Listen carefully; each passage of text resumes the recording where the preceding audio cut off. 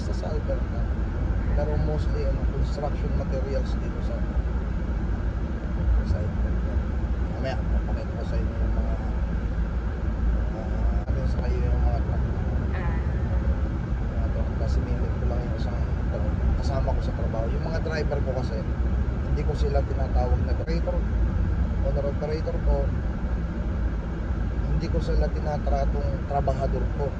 Lagi kong pagpapakilala ka sa kanila, my co-worker. At bilin-bilin ko sa kanila, huwag nila akong tatawagin boss. Kasi ang boss, pag napatatak sa utak, minsan magandang resulta, lalamunin ka ng pride, sasama ugali mo minsan, kasi magbubus ka eh. Boss, ego. So hindi ako nagpapatawag ng boss. Ang boss namin, yung kliyente ko sino nagpapasahod, ako tulay. Ilan taon ka lang nagtatraking? 2014. 2014? Oh, 7 years. I know, madami ka ng tulong sa atin, sinarinig natin. But ano pa yung gusto mo na makuha pa aside from tracking pa dito sa Alberta? Doon ba lang yung client? Okay, saka matutunan ng anak ko yung ganito para at least hindi na sila maghihirap, may sarili na silang trabaho, may sarili na silang negosyo. Mahirap pag nangangabuhan ka lang dito sa Canada. Pagka hindi ka kumikita ng 5,000, 6,000 sa isang buwan, wala kang mahihipon.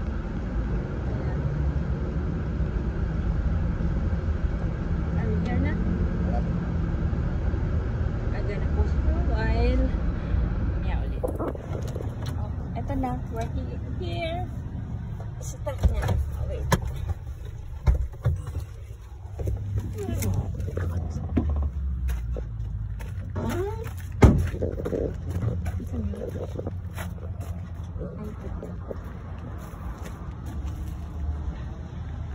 Wow, lalaki.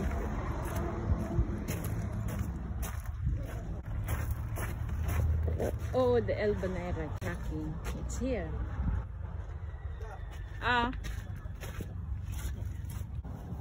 Yeah, you're proud. I'm proud of you. I'm proud of you. Yeah. Na-drive mo yan? Ha? No? Kanyang truck hindi? Hindi na-drive ko. Oh. Driver ko si Leo yung puti. Hindi na-drive ko. Ito, anong nahihila? Gano'ng kalaki yung nahihila ng ano na to? Ah, ito? Hinihila nitong truck na to? Oh. Kaya niya to? Ang laki naman.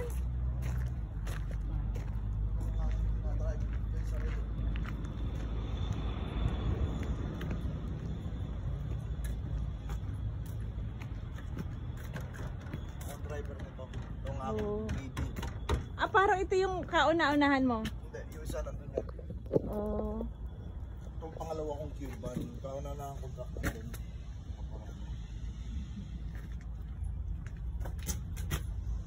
Yeah. That's my last name. Our last name. Ang galing. Ang galing. I hope it gonna be inspiration sa mga tao dito sa Canada na gusto makasimula din ng bagong journey. Gaano katagal yung pagkuha ng ng pangalan na tracking na? Dali lang yan. Hi! My vlogger, my sister from BZ. I'll go with you there later. It's Lawrence.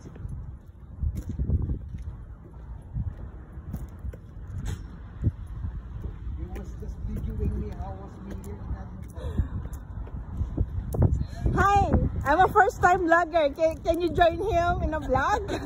My sister, he was just I'm just trying to be a vlogger. he work here in Placeba. Oh. Yep, the Share shipper friends receiver. without work or with. If you want to have a good relationship with your client, don't treat them like a client. Treat them like a friend. With or without work, you're friends, right? Yeah. How long you been here? The warehouse? Yeah. A year. A year. With Plastic Fab, 5 years now. Wow. This year's working on number 6. Oh. I'll go with you there later. Yeah, no worries. 1 or 2. Thank you. Yeah, no worries. Thank you. Yan yung mga kliyente niya. Ang hirap makipag-usap. Puro Inglesan. Oh. Ano mga kinakarga nila? Oh. Kasama yung Yung ano nila. Parang bago pa yung truck na yan. Yung ano na, pick up na yan. Albanayra.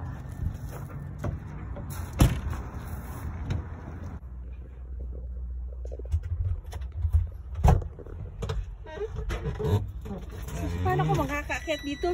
Sobrang laki naman. Tumakamapit ka dyan sa baba. Gano'n ba? Anong mga size nito mga gantong truck? Semis kung tawagin ko. Oh. Sarado mo. Start natin. Galing ah. Paano siya pagkukuha ng client sa malayo? Mag-isa lang o merong sa atin sa Pilipinas may mga pahinante Wala, ganyan. hindi uso dito yun. Sa bagay hindi uso. Saka automatic yung mga dito, yung mga tinataas, nililip, di ba? Yung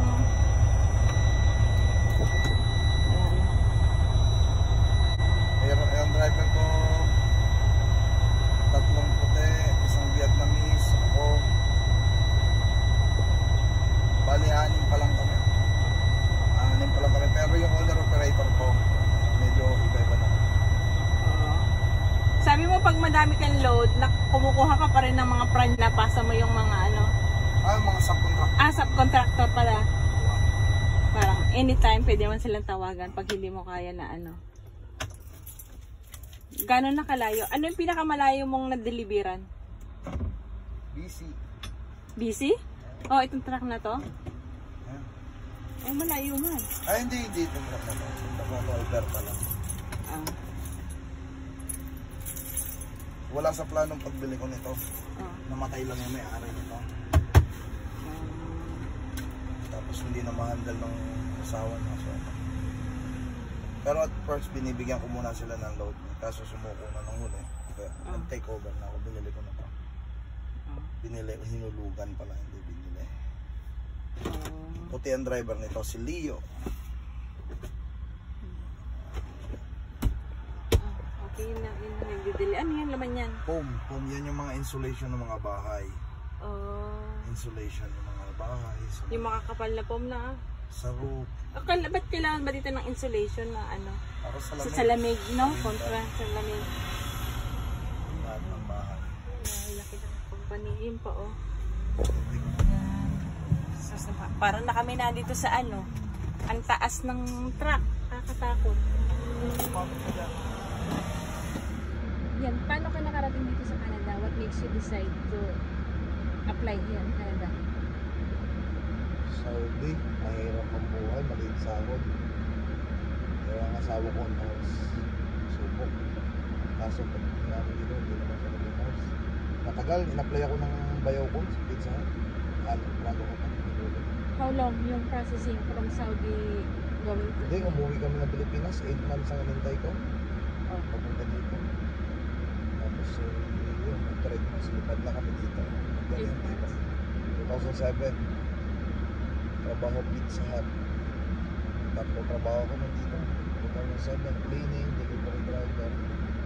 Tsaka nagmamanage ng Pizza Hut. Gano'n ka tumagal mag-cleaning? Ano yan? Mga 1 taon ako nag-cleaning nun. Hindi ko na ayaw na ng pera ng mga asawa ko. Asawa na ang kailangan daw niya. Hindi na kami nagkikita nun. Kaya pinatigil ako mag-cleaning. 1 taon ako nag-cleaning nun. Tapos sa gabi, ano mga piniklinic mo? Safeway, araw-araw. Sa gabi yun, diba? Madaling araw. Tapos yung isang hotel. Mahirap. May nakuha akong account ng dati, Superstore, hindi ko na inano. Kasi yung hotel mahirap, puro sa labas. Hindi na Awang ko. Sa pang-trabaho, drive. Saan ka nag-drive? Sa pizzahan. Nagdi-deliver ng mga pizza. Pizza. Pagkatapos ng shift ko ng Pizza Hut, nagdi-delivery driver naman ako. Doon pa rin sa trabaho. Nung time na yun, magkano yung upa sa bahay dito? Nung time na dumating sa inyo? 450. Isa, ano yun? Ilang bedroom? Isa lang yun ha. Isang bedroom? Oh. Dalawa kami sa isang kwarto. Oh. 450. Tapos, paano nyo nakuha si Honey? Baby na si Lloyd? Bago nyo pa nakuha si Honey? Wala pa kami plano kunin ko si Honey. Kaso pinanganak si Lloyd. 4 years ago na hindi pa nagsasalita si Lloyd. Ang sabi ng doktor eh, kailangan niyang laging kausap. Ayun, napilitan namin kunin na si Honey. Yung pagdating dito, tubalgal na yung anak ko. Paano, anong status ni Honey noon? Kasi halos, alam ko, magkasabay tayo ng PR nun eh. Student. Ano siya? Under ko siya. Student. Sa Oo. student siya. Sa student siya. Under my work. May showman na rin yun pagkagin. 17 buwan. Siya na mga ko doon. Para makuha nito. Tapos yung processing, how long yung processing ng Dali lang. Madali lang. Wala pa rin 2 buwan na nakuha ko na yun. Basta kompleto yung pagdadas mo. Hindi na magsisimula. Tama lahat yung nasa application. Ayaw ko lang din. Hindi naman ako nag-fill up nun eh. Si Mrs. Sila. Tapos yun, na-PR na kayo. Hindi pa. Ilang taon bago kayo na-PR? 6 years. Kasi nga hindi ako makapasa-pasa sa exam. ng PR? Ng PR kasi kailangan skilled ako nun. Kailangan at least 75%. 2.5. Nakatatlong take ako ng IELTS. Hindi ako makapasa. Ang galing kasi sa school. Magaling kasi ako sa school. 4 in, 4 out, mapapauwi na kami nun. So nag-ano na ako, nag-take a risk na ako. Bumayad ako ng 6,000 sa abogado. Para ma-double check yung kung ano pang eligibility ko sa sa PR. Kaya binuksan nila yung diploma ni Mrs. Nurse. Tsaka work experience. 10 points. So hindi ko na kailangan kumuha ng IELTS. It helps yun. 10 points. After nun, Yung PR na. na-PR na. PR na. Tapos na. Maligayang araw. Tapos legal na si Honey. Lahat kayo automatic. Legal naman kahit work. Oh yeah, working permit na. What I mean Yung is, status na. yung status talagang ano na, yung malakas na yung copy, PR. Yeah. Hindi na kailangan Renew ang ganun ka. mag-alala kung hindi nyo ka ba. Oo. Tapos ngayon, citizen na kayo. How long Awa ng Diyos. Naghintay ako ng 3 years bago maging citizen na naman. Exam na naman yun. 3 years? Ba't inabot ng 3 years? Hindi ako makapasa sa exam. Oh. Pero sila, si Honey, hindi na mag-exam. Under 18. Si Lulot, Si unang Loli, take, pasagad. First take. exam. Ako, isa lang ang mali ko nun. Pangalawang exam ko, nagmamadali ako kasi matitikitan yung truck ko. Wala akong kapera-pera pambayad sa parking. Bagsak na naman ako. Pangatlo, yan, naawa na siguro sa akin yung sa computer na kasi COVID. So, computer na kami How long you wait naman para ka makapasa? Pasado agad ako na. Nung patatlong exam ko nun. Dinalian na yung tanong. Makapasa lang. Naawa sa akin. Gusin ako nung umarap ako sa camera. Ito, suot ko. Kung ano suot ko ngayon. Ito, But totoo man talaga. Kasi kailangan mo talaga mag-aral ng history ng Canada. I pass ako. Second take din ako kasi first take ko hindi talaga ako nag-aaral. Hapyaw-hapyaw. But you need to focus talaga sa ng history ng Canada. Tawaran yung citizen na rin. Kapasa. 3 years ako nag-aaral. Congratulations to us. We're citizen already.